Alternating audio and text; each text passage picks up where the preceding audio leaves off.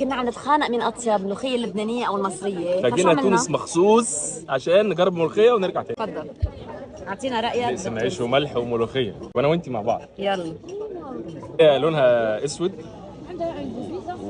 بص عامله ازاي؟ بتشبه لا اللبنانيه ولا مش شبهها المصريه. خالص. يلا بسم اديله. الله. انا واخد حته كبيره وانت واخد حته صغيره. اديله. يلا بعد انا بعد هيك بديش اجربها اصلا.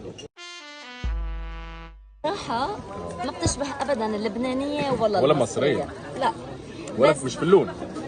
حتى بالطعم مختلفه. بس هي من الاكلات المعروفه في تونس.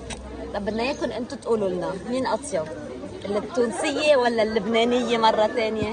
ولا المصريه بقى اللي احسن منهم كلهم. بس اللي يجي لازم يجربه. بس هي مش ليا. يعني انا في اكلات تانية تونسيه بحبها جدا. لبلابي. انا حبيت الفريكاسيه. بلبلوني. بلبلوني. بلبلوني ما جربتوش؟ لا لا لا وديت عند البلبلوني. يلا على البلبلوني.